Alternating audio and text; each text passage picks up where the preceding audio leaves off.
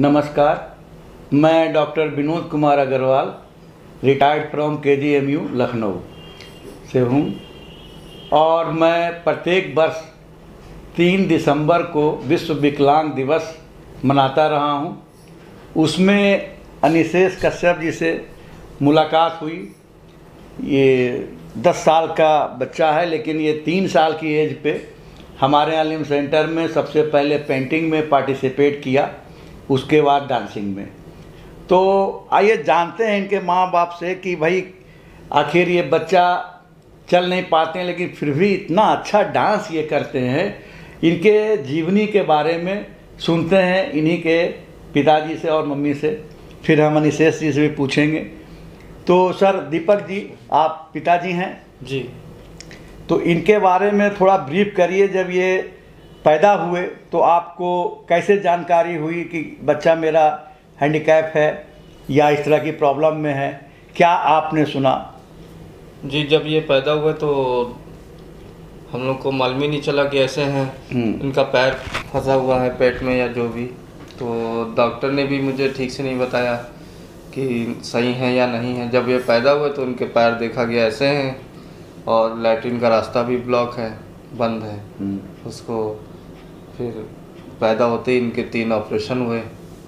पहला यहाँ से बनाया गया लैट्रिन का रास्ता, फिर उसके बाद मेन बनाया गया दूसरे ऑपरेशन में, तो ये तीसरे में ये बंद करके मेन खोल दिया गया। अब हम लोग सोच रहे थे अभी चल नहीं पाएंगे, क्या होगा। तो फिर धीरे धीरे बड़े हुए, ये चलने लगे और डांसिंग प्रतियोगिता में भी भाग लेने लगे, डांस भी करने लगे, चलते फिरते स्कूल सब जाने लगे। तो वही खुशी हुई। और मेरे और रिश्तेदार सोच रहे थे ये रहेंगे या नहीं रहेंगे, तो इसी टाइप। क्या कभी आपको ऐसा लगा कि जैसे निगेटिव बातें सुनने में आया कि रहेंगे कि नहीं रहेंगे, और क्या किसी ने और कुछ कहा? तो हमने हिम्मत नहीं हारी, बहुत हमने दिल में रख लिया कि ये बचेंगे, इनको बढ़ाएंगे आगे। हाँ, इसी उम्मीद में आपने मतलब इनका पूरा जो भी इलाज था किया। और डॉक्टर ने भी कहा था कि ये मतलब जिम्मेदारी नहीं है कि बचे या ना बचे, ऑपरेशन कर तो रहे हैं, लेकिन ऊपर वाले की दया से सब ये सही हो गया। अब ये चलते फिरते भी हैं, डांस भी करते हैं, लेकिन अब यही है कि इनके पैर बहुत ही हैं, लेकिन ये काम कर लेते हैं सारा। कि मम्मी जी आप बताइए, जब बच्चा ऑपरेशन से पैदा हुआ तो आपको कब जानकारी हुई कि इसका पैर खराब है या लैट्रिन का रास्ता नहीं है? आपको कैसा एहसास हुआ? सर, ऑपरेशन के बाद तो मुझे मतलब होश ही नहीं था। मेरी कंडीशन ख़राब थी।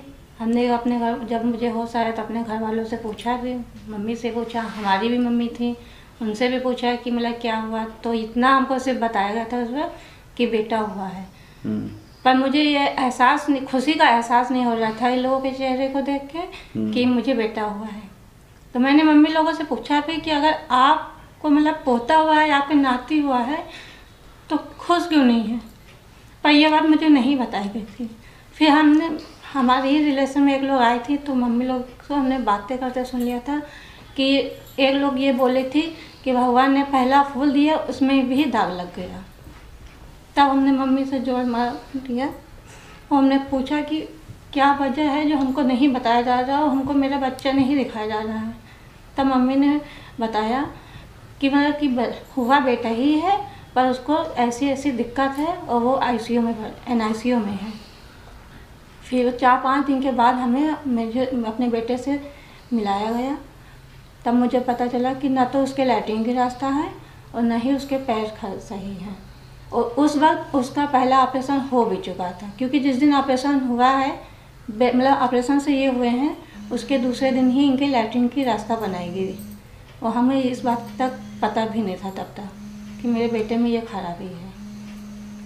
अच्छा, ये जब आपको मालूम हुआ कि लैट्रिन का रास्ता नहीं है और एक फूल दिया भगवान जी ने, लेकिन थोड़ा सा ठीक नहीं है, तो आपको उस समय तो बुरा लगा होगा या महसूस हुआ होगा? थी उस वक्त तो, लेकिन लेकिन हिम्मत नहीं हारी हम लोगों ने। हाँ, अच्छी बात है। तो आप लोगों ने हिम्मत नहीं हारी और लगे रहे, बच्चा आपका धीरे धीरे इम्प्रूव हुआ। तो पहली बार मतलब आपको कैसे एहसास हुआ कि बच्चा मेरा कुछ पेंटिंग करता है या डांसिंग करता है, इसको कैसे प्रोत्साहन दिया जाए, क्या आपने सोचा? धीरे धीरे बड़े हुए तो घर में चलने फिरने भी लगे थोड़ा थोड़ा। तो हम लोगों ने फिर पढ़ाई का जोर डाला, स्कूल में नाम लिखाया गया। लिख नहीं रहे थे मगर हमने इनके बाबा जी इनको लेके काफी स्कूलों में गए आसपास, मतलब जो नामी गिरामी थे कह रहे थे इनको कौन संभाल तो बहुत अच्छे स्कूलों में इन्होंने इनको लिया, लेकिन इनको चलते फिरते देखा के दिखाया गया तो ये चल फिर ले रहे तो लिख लिया गया। फिर ये धीरे धीरे अब 5th में हो गए। ये स्कूल नहीं जाते थे तभी भी इनके मतलब कि जितने फैमिली के मेंबर हैं सबका नाम एड्रेस अपना पूरा सब मतलब कि लिख लेते थे।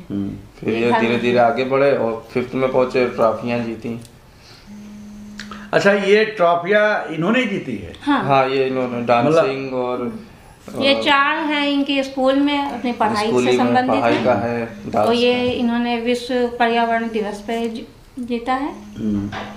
उधर से ही फोन आया था। अच्छा, घर में सारे मेंबर जैसे दादी जी हैं, चाचा हैं, चाची हैं, तो ये सभी लोग कोऑपरेट करते हैं या और जो भी मेंबर हैं? सभी लोग करते हैं। सभी लोगों ने हिम्मत नहीं हारी। मेन तो इनके दादी बाबा आगे हैं, सबसे ज्यादा सपोर्ट उन्हीं लोगों का रहता है क्योंकि घर के बड़े हैं। और उन्होंने ही ये वर्ड बोला था, डॉक्टर ने उनसे ही ये वर्ड बोला भी था कि इस बच्चे पे पैसे लगाना जुआ खेलने के बराबर है।